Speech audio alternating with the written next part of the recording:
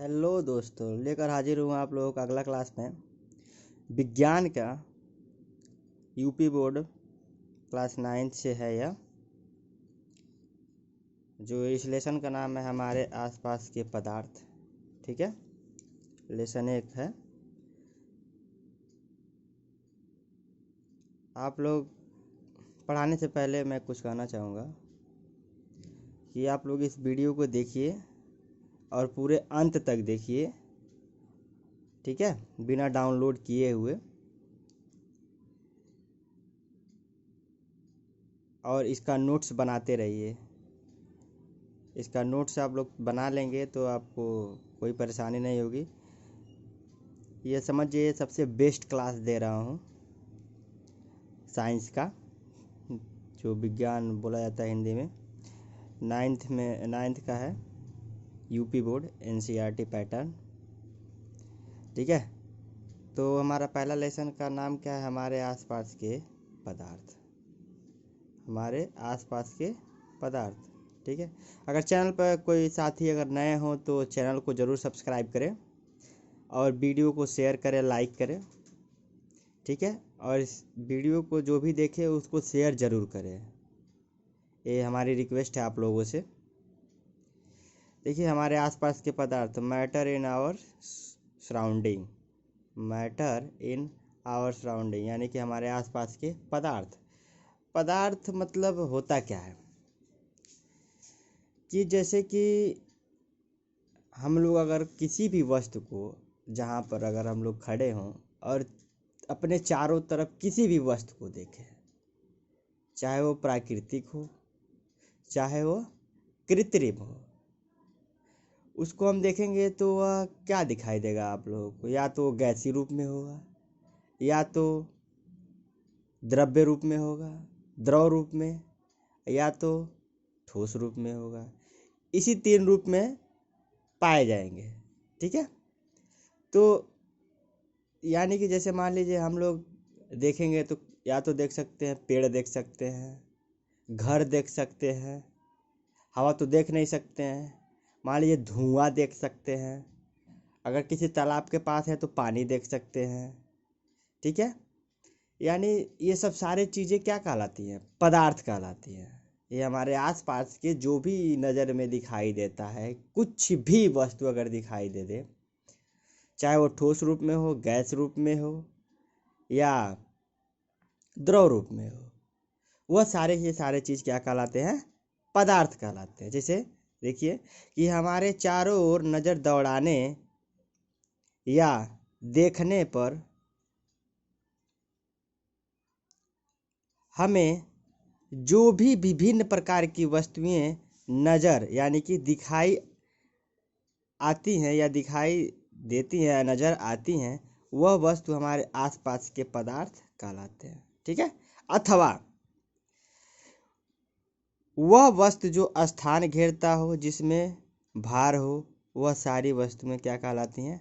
पदार्थ कहलाती हैं। ठीक है, जैसे में हवा हो गया, पत्थर हो गया, बादल हो गया, गेंद हो गया, पानी हो गया, ये सब सारी चीज़ें क्या कहलाएंगे? पदार्थ कहलाएंगे। ठीक है, हवा हमारा क्या है? गैसीय रूप में है। पत्थर हमारा ठोस रूप में है। बादल हमारा क्या है? ये भी क्या है? गैसीय रूप में है। गेंद हमारा ठोस रूप में है। पानी हमारा क्या है? द्रव रूप में है। तो यानी ये सब क्या है? ये हम लोग देखते हैं, घर पर भी हम लोग आसपास में ही देखते हैं। आदि यानी कि बहुत सारी वस्तुएं, तो ये क्या कहलाएंगी? पदार्थ कहलाती हैं। ठीक है, पदार्थ का भौतिक स्वरूप। पदार्थ का भौतिक स्वरूप। पदार्थ का भौतिक स्वरूप भिन्न प्रकार से होते हैं। जैसे मान लीजिए पहला, पदार्थ के कणों से मिलकर बना होता है। पदार्थ छोटे छोटे छोटे छोटे कणों से मिलकर बना होता है। ठीक है, दूसरा, पदार्थ के एक कण अणु से मिलकर बने होते हैं। पदार्थ के एक कण अणु से मिलकर बने होते हैं। अब ये अणु क्या होता है, कण क्या होता है, आगे की ओर बढ़ेंगे देखेंगे कि कण क्या होता है। कि यानी कि कण जो हमें छोटे छोटे रूप में जो दिखाई देते हैं, यानी हमारी आंखों से वो क्या हो सकते हैं? दिखाई दे सकते हैं। यानी एक धूल का टुकड़ा, एक मिट्टी का छोटा सा टुकड़ा, वो सब सारे क्या है, कण है। ठीक है, वह कण कहलाते हैं। जैसे मान लीजिए कण वे पदार्थ होते हैं जो अणु से मिलकर बने होते हैं। कण एक क्या है, कण विभाज्य है, कण को तोड़ा जा सकता है। ठीक है, तो कण वे पदार्थ कहलाते हैं, पदार्थ होते हैं जो अणु से मिलकर बने होते हैं। ठीक है, और कण की एक और प्रॉपर्टी है कि वो तोड़ा जा सकता है, उसको भी हम लोग क्या कर सकते हैं, वैज्ञानिक तरीके से तोड़ सकते हैं। तो ये हमारा क्या होगा, कण वे पदार्थ होते हैं जो अणु से मिलकर बने होते हैं, वो क्या कहलाते हैं, कण कहलाते हैं। अब अणु क्या होता है, अब अणु के बारे में जानें कि अणु वे पदार्थ होते हैं जो परमाणुओं से मिलकर बने होते हैं। यानी अणु को भी क्या किया जा सकता है, तोड़ा जा सकता है। ठीक है, यानी कि जो छोटे धूल के कण होते हैं उनको तोड़ने पर, यानी कि हम इसको माइक्रो सूक्ष्मदर्शी से इसको देख सकते हैं, नग्न आंखों से नहीं देख सकते हैं। ठीक है, और परमाणु, अब यह क्या होता है कि मतलब अणुवीय पदार्थ होते हैं जो परमाणु से मिलकर बने होते हैं। अब ये परमाणु क्या होता है, अब परमाणु के बारे में जाने। अब यह भी पता चलेगा कि अणु को भी तोड़ा जा सकता है। ठीक है, अब देखिए परमाणु, परमाणु क्या होती है कि परमाणु एक सूक्ष्मतम पदार्थ हो जिसको तोड़ा नहीं जा सकता है, जिसको तोड़ा नहीं जा सकता है। यह इलेक्ट्रॉन, प्रोटॉन और न्यूट्रॉन से मिलकर बने होते हैं। ठीक है, यह इलेक्ट्रॉन, प्रोटॉन और न्यूट्रॉन से मिलकर बने होते हैं, परमाणु कहलाते हैं। ठीक है, यानी परमाणु एक अविभाज्य है, परमाणु को कभी तोड़ा नहीं जा सकता। ठीक है, और ये इलेक्ट्रॉन, प्रोटॉन और न्यूट्रॉन से मिलकर ही बने होते हैं। ठीक, परमाणु कहलाते हैं। ओके,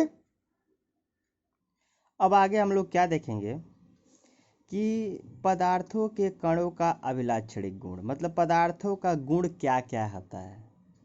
ठीक है, कि पदार्थों का अभिलाक्षणिक गुण क्या होते हैं, निम्नलिखित होते हैं। पहला, पदार्थों के कणों के बीच रिक्त स्थान होता है, यह फैक्ट है। ठीक है, पदार्थों के कणों के बीच रिक्त स्थान होता है। ठीक, अब पदार्थ क्या होते हैं, जो छोटे छोटे कणों से मिलकर बने होते हैं। ठीक है, तो अब इस कैसे पता चलेगा कि यह रिक्त स्थान होता है, हम इसको कैसे प्रूव कर सकते हैं। अब आइए नीचे देखते हैं कि पदार्थों के इसी गुण के कारण पानी में चीनी या नमक पूर्ण रूप से घुल जाते हैं। जब भी हम पानी में नमक या चीनी घोलते हैं तो हमको पानी दिखाई देता है, सॉरी चीनी या नमक दिखाई देता है, नहीं दिखाई देता है। सिर्फ हमको क्या दिखाई देता है, पानी दिखाई देता है। ठीक है, तो इससे क्या सिद्ध होता है कि पानी में अगर रिक्त स्थान, उसके कणों के बीच रिक्त स्थान नहीं होते तो हमारे चीनी कहाँ जाते, नहीं जा पाते। तो वहाँ का, इससे यह सिद्ध होता है कि उसके बीच में एक रिक्त स्थान है जो चीनी घुलकर वही स्थान पर जाके मिल जाता है। इसीलिए नमक या चीनी हमको नहीं दिखाई देते हैं। ठीक है, यह पूर्ण रूप से क्या होते हैं, घुल जाते हैं। किस गुण के कारण, पदार्थों के कणों के बीच रिक्त स्थान होता है। रिक्त स्थान अगर नहीं होता तो कोई भी पदार्थ किसी भी पदार्थ में नहीं घुलता। ठीक है, अब दूसरा क्या है, पदार्थों के कण निरंतर गतिशील होते हैं। पदार्थों के कण निरंतर गतिशील होते हैं। अब ये कैसे सिद्ध होगा, ये भी देख लेते हैं। पदार्थों के इसी गुण के कारण एक जगह पर रखी इत्र, इत्र यानी कि सेंट होता है एक तरीका से लगाने वाला, पूरे जगह को सुगंधित कर देता है, कर देते हैं। अगर मान लीजिए एक अगरबत्ती हो, अगरबत्ती को एक जगह जलाया जाए और वह बुझ जाए, मतलब जल के पूरा क्या हो जाए, बुझ जाए, तब भी उसकी सुगंध क्या होती है, पूरे जहाँ पर वो फैला रहेगा उसकी सुगंध अच्छी तरीके से आती रहेगी कुछ देर तक। क्यों? क्योंकि उसके कण चलायमान होते हैं, गतिमान होते हैं, निरंतर वह गति करते रहते हैं। अगर किसी एक कोने में, घर के एक कोने में सेंट अगर रख दिया जाए खोल के, तो पूरा घर क्या हो जाएगा, अच्छा सुगंध आने लगेगा। ठीक है, क्यों? इसी गुण के कारण कि पदार्थों के कण निरंतर गतिशील होते हैं। इसी गुण के कारण कोई भी चीज़ हमको महक आती है। ठीक है, फूलों की महक भी इसी कण इसी की आती है, इसी कण के कारण। नहीं तो फूलों की महक भी नहीं आती। थोड़ा दूर ही रहते हैं, अगर फूलों की बागानी में पहुँचे तो उसकी महक हम आसानी से आ जाती है। सरसों की फूल जैसे मान लीजिए खेत में फुला रहा है, तो अगर सिवान में जाएँ तो सरसों का फूल की महक आती रहेगी। तो ये किस कारण होता है? पदार्थों के कण निरंतर क्या होते हैं, गतिशील होते हैं। वो किस रूप में गतिशील है? गैसीय रूप में गतिशील है। ठीक है, अब आइए नीचे देखें तीसरा, कि पदार्थों के कण एक दूसरे को आकर्षित करते हैं। पदार्थों के कण एक दूसरे को क्या करते हैं? आकर्षित करते हैं, यानी कि खिंचाव करते हैं आपस में। अब देखिए इसको कैसे जानेंगे कि पदार्थ के इसी गुण के कारण कुछ पदार्थ ठोस रूप में होते हैं। जैसे मान लीजिए यह चीज़ नहीं होती, आकर्षण नहीं होता, तो कोई ठोस वस्तु नहीं होती। मान लीजिए कण, उसमें छोटे छोटे छोटे छोटे कण होते हैं, वो चिपक कर क्या होते हैं, एक बड़ा सा आकार बना लेते हैं। जैसे मान लीजिए ईंट ही है, ईंट क्या होता है, माटी का बनता है। माटी एक छोटे छोटे कण होते हैं, उस छोटे छोटे कण को पानी में मिलाकर उसको लुगदी बना दिया जाता है। लुगदी बनाकर उसको सांचे में ढाल दिया जाता है और उसको पका दिया जाता है, ताकि वो क्या होते हैं, आकर्षित होकर सट जाते हैं एक दूसरे को। तो वो क्या होते हैं, वो आकर्षित कर लेते हैं। ठीक है, तो ये इसी गुण के कारण होता है, पदार्थों के कण एक दूसरे को आकर्षित करते हैं। ठीक, अगला चीज क्या है कि पदार्थ की अवस्थाएं। पदार्थ की अवस्थाएं, कि पदार्थ के कितने अवस्थाएं होती हैं। तब देखें, पदार्थ की मुख्यतः 3 अवस्थाएं होती हैं। ठीक है, अब देखें आगे क्या है हमारा, कौन सी अवस्था पहले आती है? पहले आती है ठोस अवस्था। ठीक है, ठोस अवस्था, ये ठोस चीज होती क्या है कि ठोस वे पदार्थ होते हैं जिसका आकार व आयतन दोनों निश्चित होते हैं, वह ठोस पदार्थ कहलाते हैं। यानी उसका आकार भी निश्चित होगा और आयतन भी निश्चित होगा। जैसे मान लीजिए एक ईंट लिया जाए, तो ईंट का आकार क्या होगा, एक निश्चित होगा। ये थोड़ी ना है कि आज ईंट 2 इंच का है तो पता चलेगा कल वो 6 इंच का हो जाएगा, परसों 8 इंच का हो जाएगा, ऐसा नहीं होता है। तो यह किस कारण होता है कि ठोस अवस्था में है, और उसके क्या बोलते हैं, आयतन व आकार दोनों क्या होते हैं, निश्चित होते हैं। लेकिन मनुष्य मनुष्य भी ठोस आकार का है। अब इसमें क्या होती है, अब इसको भी देख लो। क्योंकि मनुष्य बढ़ता है, एक छोटे बालक से एक बड़ा रूप लेता है, लेकिन वो कैसे होता है, क्योंकि उसमें कोशिका निरंतर बढ़ती रहती हैं। कोशिका निरंतर बढ़ती रहती हैं। जैसे मान लीजिए ईंट ही है, ईंट में एक बार अगर किसी मिट्टी को डालकर सांचे में मिला दिया जाए, तो फिर से उसको सटाकर ईंट थोड़ी ना बनाया जाता है। मतलब एक तरीके से उसको बड़ा थोड़ी ना किया जाता है।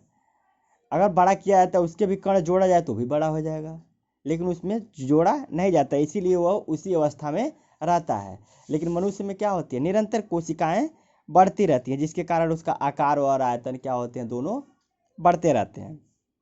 ठीक है, इसी कारण मनुष्य एक तरीके से ठोस है। यह है, जैसे मान लीजिए कोई ईंट है, छोटे छोटे ईंट हैं, और उसको जोड़ते जाएं जोड़ते जाएं जोड़ते जाएं तो एक बहुत बड़ी बिल्डिंग बन सकती है। बन सकती है कि नहीं बन सकती है? बिल्डिंग भी एक ठोस आकार है। ठीक है, तो जिनका मतलब क्या हो, आकार व आयतन दोनों निश्चित हो, वो क्या कहलाते हैं, ठोस पदार्थ कहलाते हैं। जैसे मेज, कुर्सी, गेंद, बक्सा, पंखा आदि, ये सब क्या है, ठोस पदार्थ है। बहुत सारे हैं जो हमको क्या कर सकते हैं, जिसका आयतन और आकार दोनों निश्चित हो, आप लोग समझ जाइए वो क्या है, ठोस पदार्थ है। ठीक, अब आती है अगला, द्रव अवस्था। ठीक है, द्रव वे पदार्थ होते हैं जिनका आयतन तो निश्चित होता है परंतु आकार नहीं, द्रव कहलाते हैं।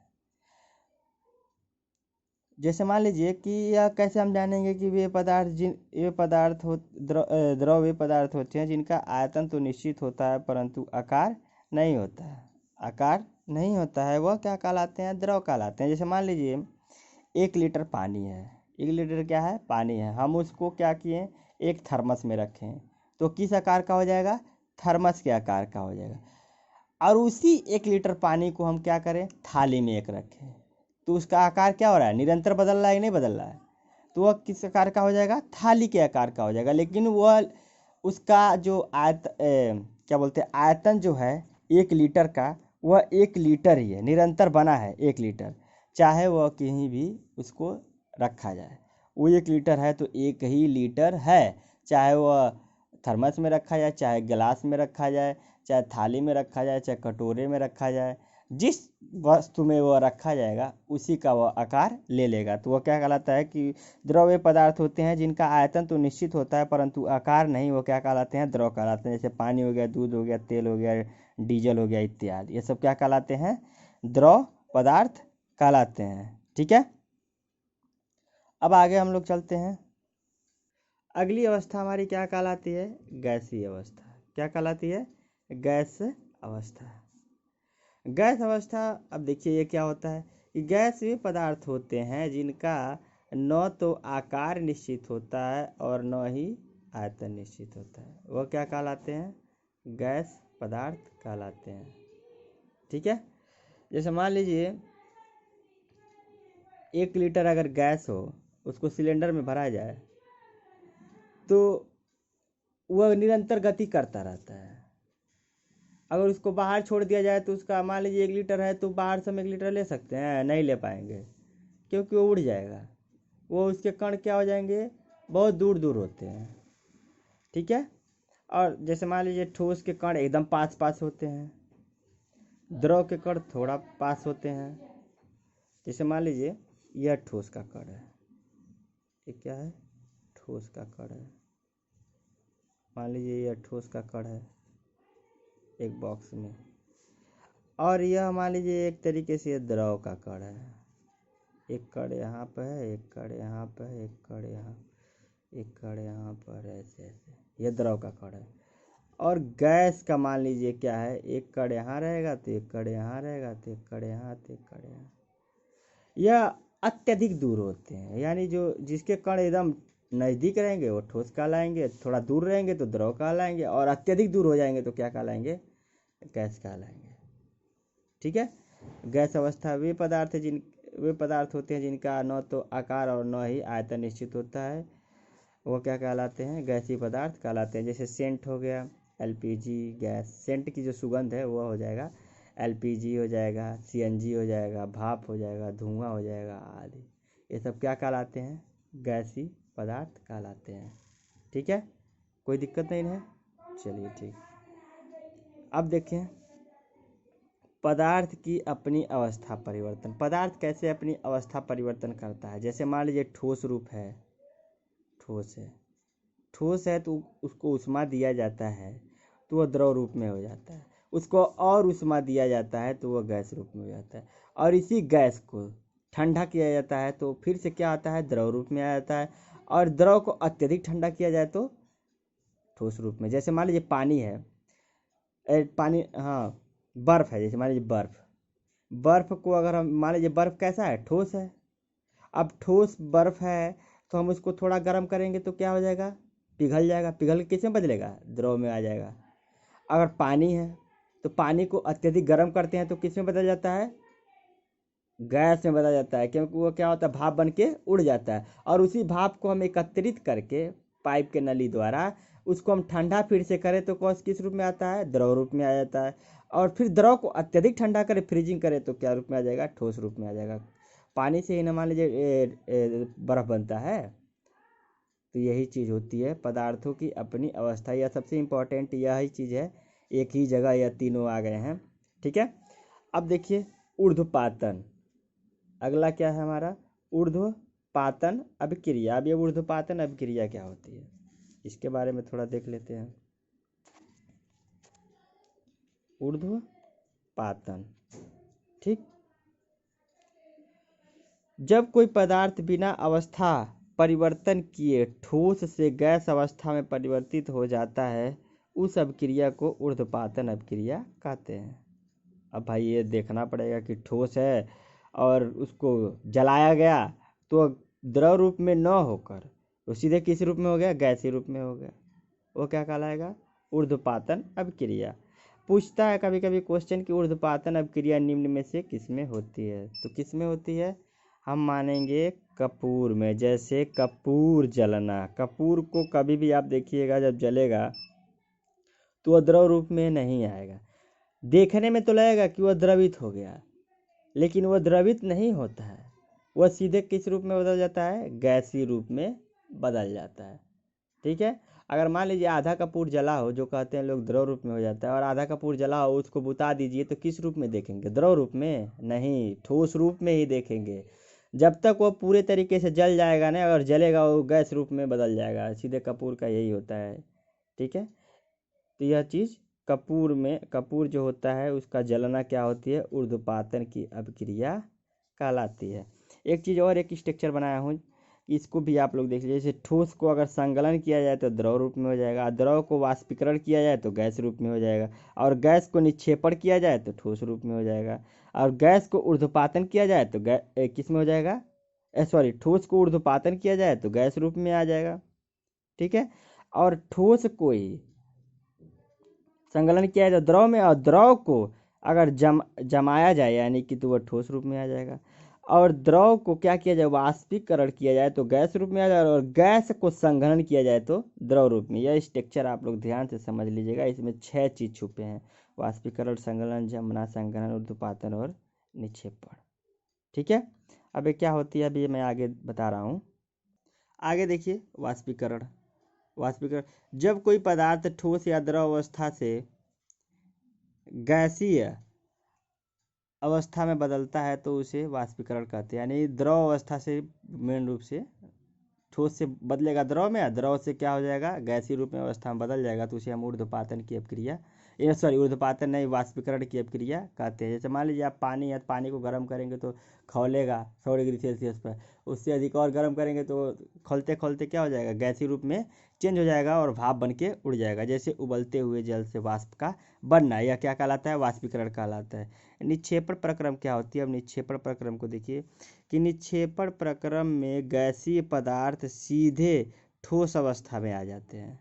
गैसीय पदार्थ क्या होते हैं, सीधे ठोस अवस्था में, न द्रव अवस्था से नहीं, ये और क्या कहलाएंगे, गैस पदार्थ से ठोस अवस्था में आ जाते हैं। अब क्वथनांक, क्वथनांक क्या होता है, क्वथनांक की समिष्टि परिघटना जिसमें समिष्टि के कण द्रव अवस्था से वाष्प में परिवर्तित हो जाते हैं, वह क्या कहलाता है, क्वथनांक कहलाता है। गुप्त ऊष्मा, गुप्त ऊष्मा होती है संगलन की गुप्त ऊष्मा ऊर्जा की वह मात्रा है जो 1 kg ठोस को वायुमंडलीय दाब पर ठोस को उसके संगलन बिंदु पर लाने के लिए प्रयोग होती है। यह क्या कहलाती है, इसकी गुप्त ऊष्मा कहलाती है। गुप्त ऊष्मा के माध्यम से ही हम यह काम कर सकते हैं। ठीक है। और अगले यह चैप्टर पूर्ण रूप से समाप्त हो गया। अब इस चैप्टर में बचा नहीं है कुछ। अब इस चैप्टर का मैं अगले दिन आप लोगों को क्वेश्चन सॉल्व कराऊंगा, जो आंसर और क्वेश्चन दिया जाता है लास्ट में समरी में, अभ्यास में। अब मैं उसको कराऊंगा, ठीक है, अगले वीडियो में। ठीक है। और वीडियो को देखिए अच्छा से और शेयर करिए, सब्सक्राइब और शेयर करना ना भूलिए, लाइक करना भी ना भूलिए। आप लोगों से रिक्वेस्ट है, इसको अधिक से अधिक फैलाइए, और वीडियो अच्छा लगे तो कमेंट करिए, ताकि इससे मोटिवेशन होकर हम भी आगे का वीडियो बना सकें। ठीक है। धन्यवाद।